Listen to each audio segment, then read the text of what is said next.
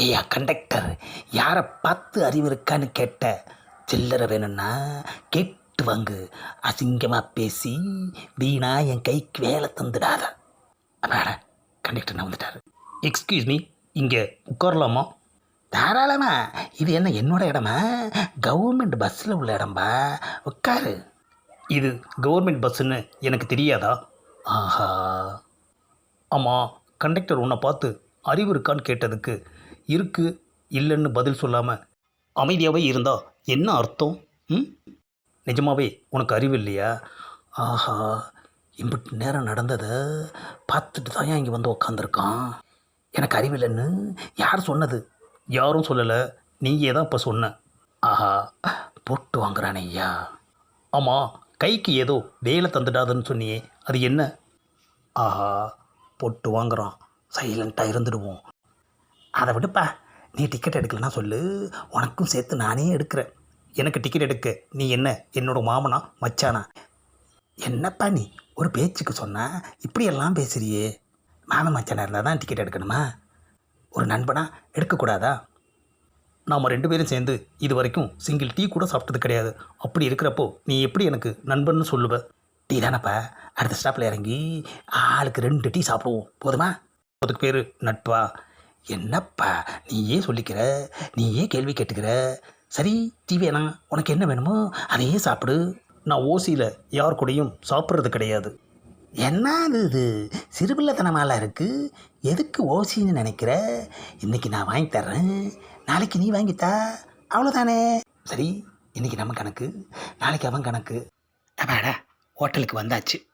உனக்கு என்ன வேணுமோ ஆர்டர் பண்ணிக்கோ.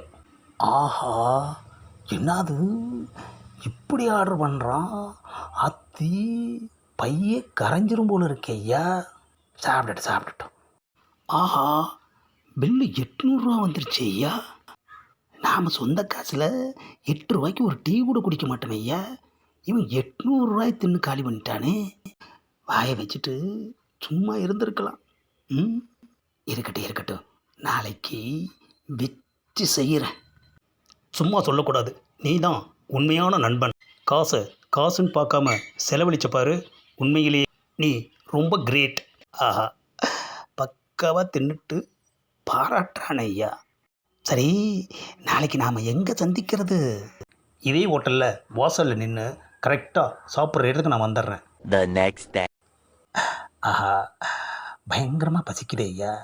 வகையாக நேற்று வளைச்சி தின்னானே ஐயா. வரட்டும், இன்றைக்கி வச்சு செஞ்சிட்றேன். அப்பாடா, வந்துட்டான். ஏப்பா, கண்ணு கட்டுது, சாப்பிட கூட்டிகிட்டு போ. காலையிலேருந்து எதுவுமே சாப்பிட்லையா? எப்படிப்பா கண்டுபிடிச்ச? இதுக்கு பேர் தான் போட்டு வாங்குறது. அது சரி, நான் ஒருத்தன் வாய் இருக்க மாட்டாமல் உளறிடுறேன். ஏப்பா, வளன்னு பேசாமல் வாய்க்கு வேலை கொடுப்பா. வாய்க்கு என்ன, கைக்கும் சேர்த்தே வேலை கொடுக்குறேன், வா. அப்பாடா, ஒரு வழியாக வளைச்சி அவன் சாப்பிட்ட மாதிரி டபுள் மடங்கு சாப்பிட்டாச்சு. ஏப்பா, பில்லு எவ்வளோ? கம்மி தான், 1400 ரூபாய். ஆஹா, டபுள் மடங்கு. என்னது, பில்லை எங்கிட்ட கொடுக்குற? நீ சாப்பிட்ட பில்லை உன் பங்காளிக்கிட்டே கொடுப்பாங்க. ஏப்பா, நம்ம பேச்சுப்படி இன்றைக்கி நீ தானே வாங்கி தரணும். அம்மா, ஏப்பா ரேற? என் வாயால் இன்றைக்கி உனக்கு வாங்கி தரேன்னு நான் சொன்னேனா? இன்றைக்கி நான் வாங்கி தரேன், நாளைக்கு நீ வாங்கித்தானே தானே நீ சொன்ன. அதுக்குள்ளே மறந்துட்டியா? ஏப்பா, நான் சொன்னதை நீ ஒத்துக்கிட்டல்ல, அப்போ நீ தானே வாங்கி தரணும். அம்மா, ஏப்பா மறுபடியும் அறையிற? நாளைக்கு வாங்கித்தான்னு நீயே உன் வாயில் சொல்லிவிட்டு இன்றைக்கி என்ன பில்லுக்கு பணம் கொடுக்க சொன்னால் என்ன அர்த்தம்? வாக்கு தவற மாட்டேன்னு சொல்லிவிட்டு இப்படி பல்ட்டி அடிக்கிறியா? ஏப்பா, நான் நேற்று சொன்ன நாளைக்குங்கிறது இன்றைக்கி தான்பா. நேற்று நீ சொன்னதை இப்போ சொல்லு. ஏப்பா, இன்றைக்கி நான் வாங்கி தரேன், நாளைக்கு நீ வாங்கித்தா. நாளைக்கு கண்டிப்பாக நான் உனக்கு வாங்கி தரேன். ஆஹா, யதார்த்தமாக சொன்னது நமக்கே ஆப்பு வச்சிருச்சு ஐயா. ம், ஏப்பா, பணம் எடுத்துகிட்டு வரலப்பா, உன்னை நம்பி வந்துட்டேன். நோ ப்ராப்ளம், இந்த ஹோட்டலில் மாவாட்டுறதுக்கு நிறைய வேக்கன்சி இருக்குது, வரட்டுமா? ஆஹா, நாம் வச்சு செய்யலான்னு நினச்சா அவன் வைக்காமையே செஞ்சுட்டு போயிட்டானே ஐயா. இதைத்தான் கைக்கும் சேர்த்து வேலை தரேன்னு சிம்பாலிக்காக சொன்னானா? ஆமாம், இந்த ஹோட்டலில் கிரைண்டரா ஆட்டுக்கல்ல? ஹோட்டலில் வேலை செய்கிறவங்களுக்கு கிரைண்டர், காசு இல்லாமல் சாப்பிட்றவங்களுக்கு ஆட்டுக்கல். என்ன அது, இதுவும் அவன் குரல் மாதிரியே இருக்குது. இந்த பதிவை லைக் பண்ணுங்கள், ஷேர் பண்ணுங்கள், மறக்காமல் சப்ஸ்கிரைப் பண்ணுங்கள்.